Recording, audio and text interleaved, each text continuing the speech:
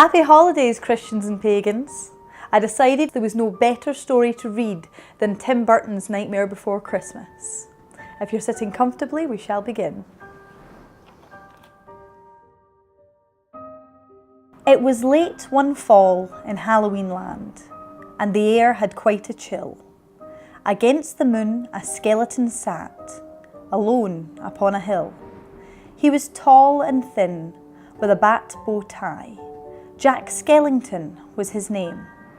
He was tired and bored in Halloween land. I'm sick of the scaring, the terror, the fright. I'm tired of being something that goes bump in the night. I'm bored with leering my horrible glances, and my feet hurt from dancing those skeleton dances. I don't like graveyards, and I need something new. There must be more to life than just yelling, boo! Then out from a grave, with a curl and a twist, came a whimpering, whining, spectral mist. It was a little ghost dog with a faint little bark and a jack-o'-lantern nose that glowed in the dark. It was Jack's dog, Zero, the best friend he had, but Jack hardly noticed, which made Zero sad. All that night and through the next day, Jack wandered and walked. He was filled with dismay.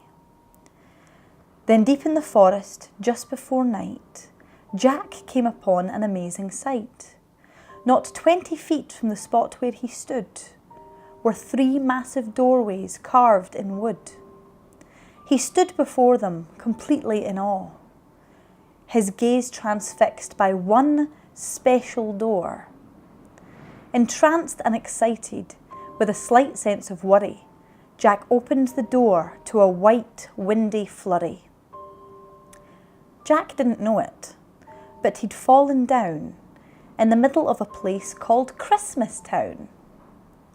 Immersed in the light, Jack was no longer haunted. He had finally found that feeling he wanted. And so that his friends would not think him a liar, he took the present-filled stockings that hung by the fire. He took candy and toys that were stacked on the shelves, and a picture of Santa with all of his elves. He took lights and ornaments, and the star from a tree, and from the Christmas Town sign, he took the big letter C. He picked up everything that sparkled or glowed. He even picked up a handful of snow. He grabbed it all, and without being seen, he took it all back to Halloween. Back in Halloween, a group of Jack's peers stared in amazement at his Christmas souvenirs. For this wondrous vision, none were prepared. Most were excited, though a few were quite scared. For the next few days, while it lightened and thundered, Jack sat alone and obsessively wondered. Why is it they get to spread laughter and cheer while we stalk the graveyards, spreading panic and fear? Well, I could be Santa. I could spread cheer. Why does he get to do it year after year? Outraged by injustice, Jack thought and he thought. Then he got an idea. Yes, why not? In Christmas Town, Santa was making some toys, when through the din he heard a soft noise. He answered the door, and to his surprise, he saw weird little creatures in strange disguise. They were altogether ugly and rather petite. As they opened their sacks, they yelled, "Trick or treat!" Then a confused Santa was shoved into a sack and taken to Halloween to see the mastermind, Jack. In Halloween, everyone gathered once more, for they'd never seen a Santa before. As they cautiously gazed at this strange old man, Jack related to Santa his masterful plan. "My dear Mr. Claus, I think it's a crime that you've got to be Santa all of the time. But now I will give presents and I will spread cheer. We're changing places, I'm Santa this year. It is I who will say Merry Christmas to you. So you can lie in my coffin, creak doors and yell boo. And please, Mr. Claus, don't think ill of my plan, for I'll do the best Santa job that I can.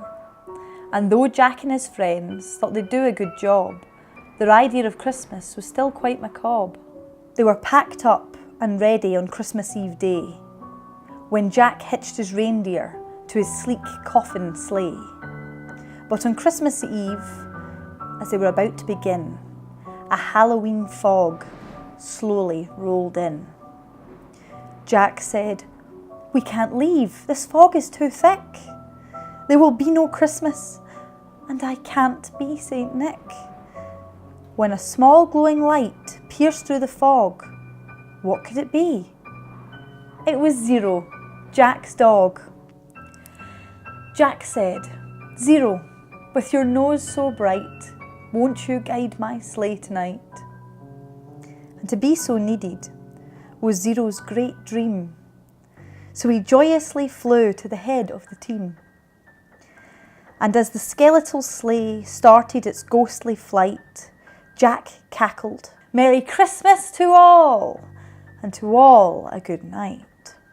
'Twas the nightmare before Christmas, and all through the house, not a creature was peaceful, not even a mouse. The stockings all hung by the chimney with care, when opened that morning would cause quite a scare.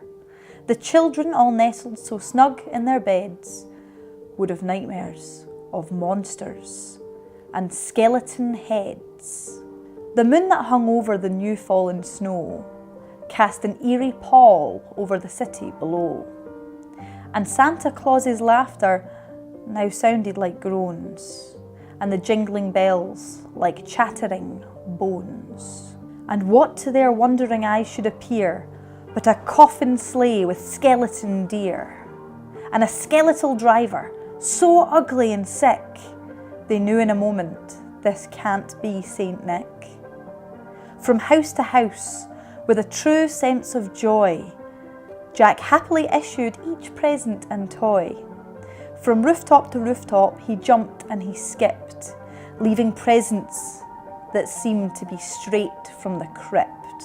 Unaware that the world was in panic and fear, Jack merrily spread his own brand of cheer. He visited the house of Susie and Dave. He got a Grumpy and Pokey straight from the grave. Then on to the home of little Jane Neiman. She got a baby doll possessed by a demon. A monstrous train with tentacle tracks, a ghoulish puppet wielding an axe, a man-eating plant disguised as a wreath, and a vampire teddy bear with very sharp teeth. There were screams of terror, but Jack didn't hear it. He was much too involved with his own Christmas spirit.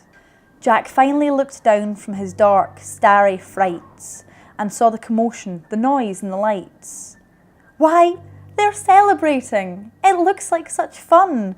They're thanking me for the good job that I've done. But what he thought were fireworks meant as goodwill were bullets and missiles intended to kill. Then amidst the barrage of artillery fire, Jack urged Zero to go higher and higher. And away they all flew like a storm of a thistle until they were hit by a well-guided missile. And as they fell on the cemetery way out of sight, was heard, "Merry Christmas to all, and to all a good night." Jack pulled himself up on a large stone cross, and from there he reviewed his incredible loss. "I thought I could be Santa. I had such belief." Jack was confused and filled with great grief.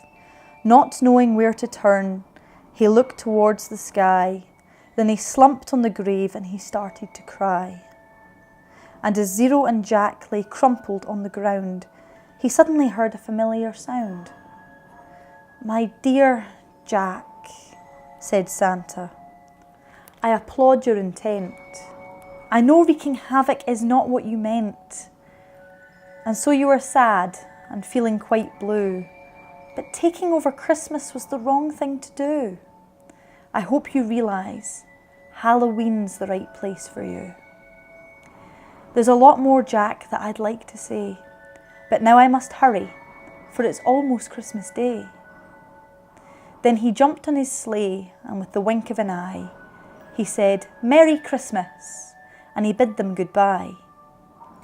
Back home, Jack was sad. But then, like a dream, Santa brought Christmas to the land of Halloween.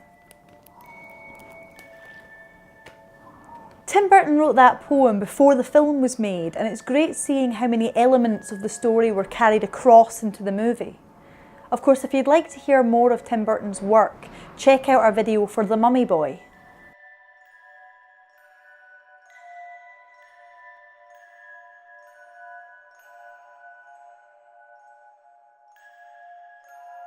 If you enjoyed the show, why not like, comment and subscribe?